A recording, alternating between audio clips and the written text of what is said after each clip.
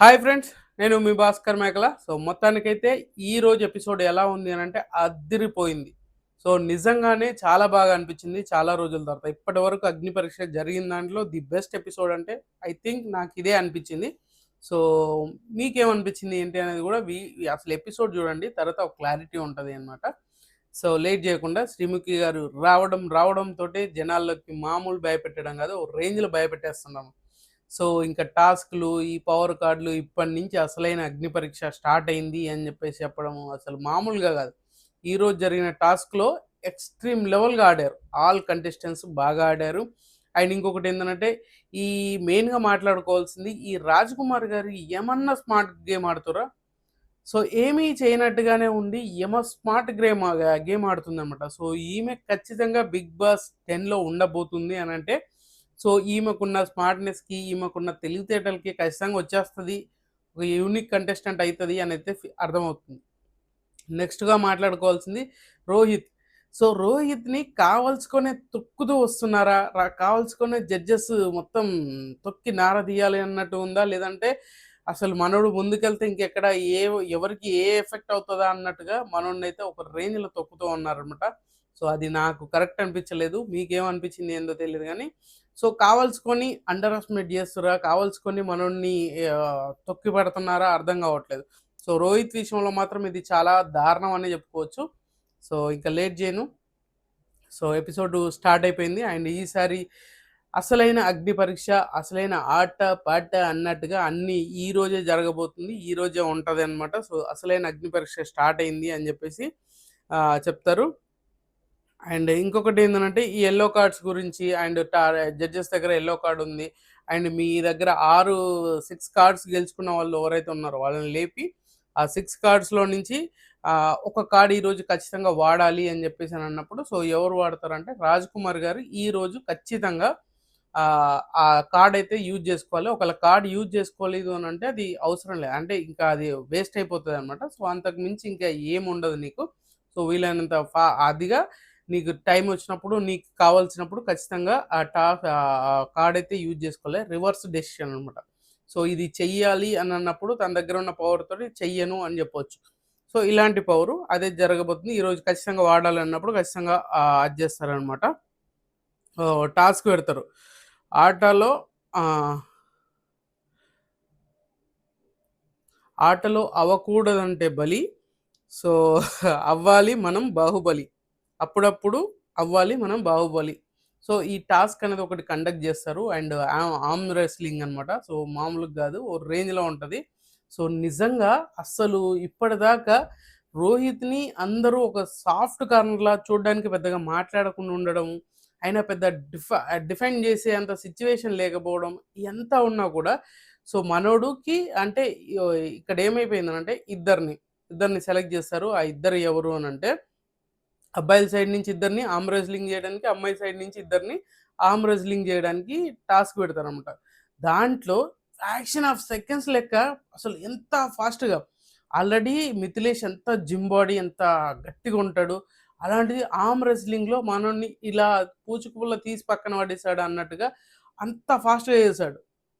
So ఆ దెబ్బతోటి అసలు మామూలు కాదు, బాహుబలి బాహుబలి అని చెప్పేసి ఓ రేంజ్లో ఎత్తి పడేసింది శ్రీముఖి. ఎందుకంటే అది చూసేవాడికి ఎవరికైనా గూస్ బంప్స్ వస్తాయి. అరే మనోడు ఏదో సంథింగ్ స్పెషల్, మనోడి గేమే ఒక రేంజ్లో ఉండబోతుంది అన్నట్టుగా ఉంది అనమాట. సో చాలా బాగా అనిపించింది సో నాకైతే. అండ్ తర్వాత అమ్మాయిలు పిలుస్తారు, అండ్ సారీ అబ్బాయిల్లో ఎంతమంది రోహిత్కి సపోర్ట్ చేస్తారో, ఎంతమంది మిథిలేష్కి సపోర్ట్ చేస్తున్నప్పుడు మిథిలేష్కి 5 మెంబర్స్, మిగతా కంటెస్టెంట్ 7 మెంబర్స్ రోహిత్కి ఇస్తారనమాట. సో రోహిత్ గెలుస్తాడు. సో ఇది చాలా అంటే రోహిత్ విన్నర్ అవుతాడు అనమాట. సో తర్వాత వచ్చేసరికి అపూర్వ. సో అపూర్వ అండ్ సృష్టి, సో వీళ్ళిద్దరు కూడా వస్తారు. వీళ్ళది కూడా అసలు సృష్టి చూడడానికి బక్కగా ఉన్నా కూడా వెరీ స్ట్రాంగ్ కంటెంటర్ అనమాట. సో గట్టిగా ఇచ్చి పడేస్తుంది, ఇమీడియట్గా తను గెలిచేస్తుంది ఆర్మ్ రెస్లింగ్లో, తను గెలిచేస్తుంది అనమాట. సో ఇది చాలా ఇంట్రెస్టింగ్ కదా, మస్తు అనిపించింది నాకు. అది ఎంత ఫాస్ట్గా అంటే అంత ఫాస్ట్గా ఈమెను కూడా బాహుబలి బాహుబలి అని చెప్పేసి ఓ రేంజ్లో ఎత్తుకుంటుంది అనమాట. సో ఇక్కడ ఇంకొకటి ఏంటంటే, ఈ టాస్క్ ముందు అంటే ఈ టాస్క్ ఏదైతే ఉందో ఎవ్రీ ఎపిసోడ్లో ఒక విన్నింగ్ టీమ్ అంటే 2 టీములుగా డివైడ్ చేసి, ఇప్పటి నుంచి గ్రూప్ గేమ్ కదా, సో 2 టీములుగా డివైడ్ చేసేసి గ్రూప్ గేమ్ లెక్క చేసేసి దాంట్లో ఎవరైతే గెలుస్తారో వాళ్ళకి ఓట్ అప్పీల్ ఛాన్స్ వస్తదనమాట. ఆ టీమ్‌లో నుంచి. అది లీడర్ అవ్వచ్చు, లేదంటే ఆళ్ళ కంటెస్టెంట్ అవ్వచ్చు. వాళ్ళలో ఒకరికి మాత్రం ఖచ్చితంగా గెలిచిన టీముకి మాత్రమే ఆ విన్నింగ్ ఛాన్స్ విన్నర్ అయిన టీమ్ నుంచే ఓటింగ్ అప్పీల్ అనేది ఉంటది. అండ్ ఇంకొకటేందంటే ఎంవీపీ అని ఇంపాక్ట్ ప్లేయర్ ఒక జడ్జెస్ సెలెక్ట్ చేసి ఆళ్ళకి గూడా ఓట్ అప్పీల్ ఇచ్చే ఛాన్స్ ఓట్ అప్పీల్ ఇస్తాడు అనమాట. ఇస్తారు ముగ్గురు జడ్జెస్ ముగ్గురు కాదు నలుగురు. అంటే శ్రీముఖిని కూడా కలుపుకొని చెప్పాలి గదా! సో, అలా జడ్జెస్ వాళ్ళు గూడా ఒక ఇంపాక్ట్ ప్లేయర్ల కింద వాళ్ళకి గూడా ఒక ఓటింగ్ అప్పీల్ అనేది వస్తదనమాట. అంటే ఎపిసోడ్‌కి ఇద్దరికి ఓటింగ్ అప్పీల్ అని వస్తది. అండ్ వరస్ట్ ప్లేయర్‌గా మళ్ళీ యెల్లో కార్డ్ ఇస్తారు వాళ్ళు స్ట్రాంగ్‌గా. సో, ఇది నాకు బాగా అనిపించింది. వరస్ట్ ప్లేయర్‌ని సెలెక్ట్ చేయమనంటే ఇంకేదో చేస్తారు. అది గూడా మాట్లాడతా. ఎందుకనంటే రోహిత్‌కి యెల్లో కార్డ్ ఇస్తారు. యెల్లో కార్డ్ ఇయ్యడము ఎందుకనంటే గేమ్ బావుంది. ఆ యామ్ రెజ్లింగ్ టాస్క్ గెలిచాడు. ఎన్ని గెలిచినా, ఏమి చేసినా లాస్ట్‌కి బిస్కెట్ చేయడం తప్పితే ఏమీ లేదు. సో, ఇలాగా సో, రోహిత్ గెలిచాడు కాబట్టి రోహిత్ బాయ్స్ టీమ్‌కి కెప్టెన్ లెక్క అండ్ బాయ్స్ టీమ్ కెప్టెన్ లెక్క కాదు. అంతే. సో, ఆళ్ళు యెల్లో కార్డ్ ఇస్తారు వరస్ట్ ప్లేయర్‌కి. సో, బెస్ట్ ప్లేయర్‌కి అని మాత్రం ఓట్ అప్పీల్ ఇస్తారు. ఒక స్టార్ గూడా ఇస్తారు అన్నమాట. ఒక స్టార్ గూడా. వాళ్ళు బెస్ట్ ప్లేయర్ కాబట్టి ఒక స్టార్ గూడా వాళ్ళకి పింగ్ చేస్తారు. సో, ఇది జరిగింది. ఫస్ట్ ఎవరైతే దాంట్లో నుంచి అయిపోయినాక టీమ్ డివైడ్ చేస్తారు. అబ్బాయిలు, అమ్మాయిలని సెపరేట్ టీమ్‌గా చేసినాక వీళ్ళకి మ్యూజికల్ చైర్ అనే టాస్క్ కూడా పెడతారబ్బా! సో, మ్యూజికల్ చైర్ టాస్క్ పెడతారు. మ్యూజికల్ చైర్ టాస్క్‌లో ఎవరైతే అబ్బాయిల్లో ఎవరు గెలుస్తారో వాళ్ళు స్ట్రాంగ్ టీమ్. అంటే 2 టీములుగా డివైడ్ చేశారు గ్రూపులు. Week team and strong team. So, గెలిచిన వాళ్ళు ఎవరైతే మ్యూజికల్ చైర్‌లో గెలిచిన వాళ్ళు ఉంటారో వాళ్ళు స్ట్రాంగ్ ప్లేయర్ అయితారు. అండ్ వాళ్ళు వీకెస్ట్ కంటెంట్ ఎవరన్నది వాళ్ళకి వీక్ కంటెంటర్‌గా వాళ్ళని చూసుకోవాలి అన్నమాట. సో, ఇది నాకు బాగా అనిపించినా గూడా ఎక్కడో తేడా కొడుతున్నట్టుగా అనిపించింది నాకైతే. సో, మొత్తానికి అలాగా అబ్బాయిల టీమ్, అమ్మాయిల టీమ్ చేస్తారు. అలా వీక్ టీమ్ ఎవరు, స్ట్రాంగ్ టీమ్ ఎవరు అంటే స్ట్రాంగ్ టీమ్ ఎవరు అంటే స్ట్రాంగ్ టీమ్‌లో Rohit first. So, Rohit first ఉంటాడు. అండ్ మనోడు strong player. And weakest contestant ఎవరు అని అన్నప్పుడు సో, మనోడు ఆర్‌కెన్ సెలెక్ట్ చేస్తాడు. ఆర్‌కెనా? ఆర్‌కెన్ రామకృష్ణన్ సెలెక్ట్ చేస్తాడనమాట వీకెస్ట్ కంటెస్టెంట్‌గా. అండ్ తర్వాత నెక్స్ట్ వచ్చేసరికి లేడీస్ ఆడతారు. అండ్ గర్ల్స్ ఆడతారు. గర్ల్స్‌లో ఝాన్సీ విన్ అయితది. ఝాన్సీ విన్ అయినప్పుడు వీకెస్ట్ కంటెస్టెంట్ ఎవరు అని అంటే అపూర్వ అని చెప్తాదనమాట. సో, ఫాస్ట్‌గా చెప్పేస్తున్నాను. ఎవరు వీకెస్ట్, ఎవరు సెలెక్ట్ చేశారు అని. తర్వాత మిథిలేష్ గెలుస్తాడు. Mithilesh strong team and Charan week team అనమాట. సో, వీళ్ళిద్దరి మధ్యన కాన్వర్జేషన్స్ కూడా చాలా గట్టిగా జరిగినాయి. అండ్ తర్వాత వచ్చేసరికి సృష్టి గెలుస్తుంది. సృష్టి గెలిచి ప్రియాని సెలెక్ట్ చేసుకుంటుంది. ప్రియా వీకెస్ట్ కంటెస్టెంట్ అని చెప్పేసి. అండ్ తర్వాత వచ్చేసరికి అమన్ గెలుస్తాడు. అమన్ విషయంలో పెద్ద రచ్చ జరుగుతుందబ్బా! నిజంగానే అమన్ కావాల్సుకొనే రచ్చ లేపుతున్నాడు. కావాల్సుకొనే రచ్చ క్రియేట్ చేస్తున్నాడు. మరి ఈ రేంజ్‌లో క్రియేషన్ అనేది ఉంటదా అనంటే మరి ఏం జరగబోతుందో తెలీదు కానీ, సో, మనోడు మంచి క్లారిటీతోటి ఉన్నాడు. అండ్ కంటెంట్ కోసం ఏదైనా చేసేలాగా ఉన్నాడనమాట. అది బయట జరుగుతున్న సిట్యుయేషన్‌ని తీసుకొచ్చి స్టేజ్ మీద చేసి ఈ గురించి మాట్లాడతా. సో, టీమ్స్ అయితే తర్వాత అమన్ తర్వాత రాజ్ కుమార్ గారు గెలుస్తారు. రాజ్ కుమార్ గారు అంతేనా? అమన్ హ్మ్. తర్వాత రాజ్ కుమార్ గారు స్ట్రాంగ్ ప్లేయర్ అవుతారు. స్ట్రాంగ్ ప్లేయర్ రాజ్ కుమార్ అయితే వీకెస్ట్ ఎవరు అనంటే గాయత్రి పేరు చెప్తారు. సో, గాయత్రి పేరు చెప్తారనమాట. సో, ఇక్కడ ఏంటంటే బాయ్స్‌ది ఆల్రెడీ అయిపోయారు. ఎవరైతే లాస్ట్‌కు అమన్ గెలుస్తాడో అమన్ గెలిచినాక ఇద్దరు ఉంటారు. ఇద్దరు మిగిలిపోతారు. ముగ్గురితోటి ఆడినప్పుడు ఇద్దరు ఉంటారు. ఆ ఇద్దరిలో అమన్ గెలవగానే మిగతా ఇద్దరు కూడా వీక్ టీమ్‌లోకి వెళ్ళిపోవాలంట. దాంట్లో దీపక్ అండ్ హేమంత్ వీళ్ళిద్దరు డైరెక్ట్‌గా వీక్ టీమ్‌లోకి వెళ్ళిపోతారు. అండ్ తర్వాత రాజ్ కుమార్ గారు గెలుస్తారు. రాజ్ కుమార్ గారు గెలిచినాక గాయత్రిని తీసుకొచ్చేసి వీక్ కంటెస్టెంట్ ఏస్తది. తర్వాత శాలిని గెలుస్తది. శాలిని గెలిచి బాగీని వీకెస్ట్ టీమ్‌గా ఏస్తారనమాట. ఇక్కడి దాకా బాగుంది. సో, ఇక్కడ ఏమైంది ఆ వీకెస్ట్ టీమ్‌లో 8 మెంబర్స్ ఉంటారు. అండ్ స్ట్రాంగెస్ట్ టీమ్‌లో 7 మెంబర్స్ ఉంటారు. సో, ఈ 7ని ఈక్వల్ చేయాలి అని అంటే సో, స్ట్రాంగ్ టీమ్‌లో ఉన్న వాళ్ళు అంటే తక్కువున్నారు కదా! వాళ్ళు ఒక మంచి డెసిషన్ తీసుకొని ఇలా వీకెస్ట్ కంటెస్టెంట్ నుంచి ఒకరిని తీసేయమన్నప్పుడు గాయత్రిని తీసేస్తారు. గాయత్రిని తీసేయడం ఒక ఎత్తయితే తీయగానే ఆమెకు ఒక యెల్లో కార్డ్ ఇస్తారనమాట. సో ఆమెను తీసేయడం ఎంత ముఖ్యమో యెల్లో కార్డ్ కూడా ఇస్తామని చెప్పగానే యెల్లో కార్డ్లో గాయత్రికి ఇస్తారు. గాయత్రి సంచాలక్, యాజ్ ఎ సంచాలక్ అయిపోతుంది అనమాట మిగతా టాస్క్లలో. సో ఆమెకు ఒక పవర్ ఇస్తారు. ఏంటి అని అంటే గాయత్రికి ఒక పవర్ ఇస్తారు. ఇప్పుడు దీంట్లో నుంచి ఎవరిని టీమ్ లీడర్ చేయాలన్నప్పుడు రోహిత్ని టీమ్ లీడర్ చేస్తారు. రోహిత్ అండ్ అంతే, రోహిత్ టీమ్ అంతే, సంచాలక్ వెళ్తారు. అండ్ ఈ టీంలో కూడా నీకు చాలా ఇంట్రెస్టింగ్ టాపిక్ ఏంటి అని అంటే మనం అనుకున్న దానికంటే చాలా బెటర్మెంట్గా టీమ్ లీడర్స్ని చేస్తారనమాట. సో అక్కడ చూసుకుంటే మనోడు చాలా అంటే చాలా బాగా, అంటే ఇటు సైడ్ దీపక్, అటు సైడ్ రోహిత్. ఆ స్ట్రాంగర్ రోహిత్, వీకర్ ఏమో వీకెస్ట్ టీంలో దీపక్. వీళ్ళిద్దరు స్ట్రాటజీ తోటి ఒక టాస్క్ ఆడాలి. ఆ టాస్క్ అనేది తర్వాత మాట్లాడదాం. సో నిజంగా ఇక్కడ ఏమైపోయిందని అంటే వీళ్ళు ఎవరైతే వీకెస్ట్ కంటెస్టెంట్ అని చెప్పిర్రో వాళ్ళ గురించి ఇప్పుడు రోహిత్ వచ్చాడు. ఫస్ట్గా రోహిత్ ఏం చెప్పాడు, ఆర్కే గురించి చెప్పమన్నప్పుడు ఆర్కే గురించి నువ్వు అంత స్ట్రాంగ్గా లేవు అంటే పానిక్ అయిపోతున్నావు, ఏదైనా పానిక్ అయిపోతున్నావు అని చెప్పేసి మాట్లాడినప్పుడు కూడా మనోడు గట్టిగానే కౌంటర్ వేస్తాడు. టైం వచ్చినప్పుడు నేను చూపిస్తాను బ్రో అని చెప్పేసి గట్టిగానే చెప్తాడు. అయినా కూడా సిచ్యువేషన్ పాపం మనోడికి ఎటో గజిబిజి గందరగోళం లెక్క ముందుకెళ్తూ ఉంటుంది అనమాట. ఆ తర్వాత వచ్చేసరికి మరి సంచాలక్గా ఉంటారు. సంచాలక్గా చరణ్ పెడతారు. అండ్ తర్వాత అంటే ఈ మ్యూజికల్ చైర్ గురించే చెప్తున్నాను. అండ్ తర్వాత చరణ్ చెప్తాడు అండ్ బాగి అనమాట. సో బాగి పడుకుంది కానీ ఝాన్సీ విన్నర్ అయింది. ఝాన్సీకి అపూర్వాని ఫిజికల్గా నువ్వు స్ట్రాంగ్ కాదు అని చెప్పేసి చెప్పి అండ్ ఒక్కొక్క టాస్క్లో ఒక ఫిజికల్గా స్ట్రాంగ్ కాదు, టాస్క్లు ఆడి ఓడిపోయావు అన్నప్పుడు కూడా ఇక్కడ అపూర్వ చాలా బాగా చెప్పినట్టు అనిపించింది. ఎందుకో అపూర్వకి ఈరోజు ఎలివేషన్ కొంచెం ఎక్కువగానే అనిపించింది. ఎందుకు తెలుసా, ఈరోజు తమ స్ట్రాంగ్గా డిఫెండ్ చేయగలిగింది, స్ట్రాంగ్గా మాట్లాడుతుంది. నేను ఒక టాస్క్లో ఓడిపోయినంత మాత్రం అన్ని టాస్క్లో ఓడిపోయినట్టు కాదు అని చెప్పేసి గట్టిగా మాట్లాడుతుంది. సో ఆ తర్వాత వచ్చేసరికి మాత్రం సంచాలక్గా అపూర్వ ఉంటుంది అండ్ మిథిలేష్ అనమాట. సో మిథిలేష్ విన్నర్ అవుతాడు ఆ రౌండ్లో. మిథిలేష్ విన్నర్ అన్నప్పుడు చరణ్ గురించి మాట్లాడతాడు. నిజంగా చరణ్ గురించి మాట్లాడింది ఏంటి తెలుసా, నువ్వు ఫిజికల్గా స్ట్రాంగ్ కాదు, స్ట్రెంత్ లేదు అని చెప్పేసి అన్నప్పుడు చరణ్ అంటాడు నాకు ఫిజికల్గా స్ట్రెంత్ లేదా, సో అంటే నీకు బుద్ధి లేదన్నట్టు అని చెప్పేసి గట్టిగా అంటాడు. మనోడు సీమ టపాకాయలాగా పేలిపోతాడు.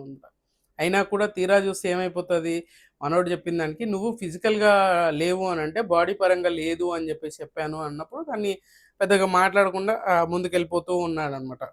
సో తర్వాత వచ్చేసరికి సంచాలక్గా చరణ్ను మళ్ళీ పెట్టి అండ్ సృష్టి అనమాట. సృష్టి గెలిచినప్పుడు ప్రియాని వీకెస్ట్ కంటెస్టెంట్గా చేసినప్పుడు ప్రియాకి చెప్పిన మాటలు ఏంటంటే ఈ బుద్ధి బలము అండ్ బ్రెయిన్ ఒకటి ఉంటే సరిపోదు, అండ్ బ్రెయిన్ కూడా ఉండాలి, అంటే గట్టిగా గేమ్ ఆడడం ఒకటే కాదు అండ్ బ్రెయిన్ గేమ్ కూడా ఉండాలి అన్నట్టుగా దాన్ని చెప్పినప్పుడు సో అదంతా ఏం లేదు, నేనేంటి నేను ప్రూవ్ చేసుకోగలను అని చెప్పేసి ఈమె కూడా గట్టిగానే మాట్లాడుతుంది.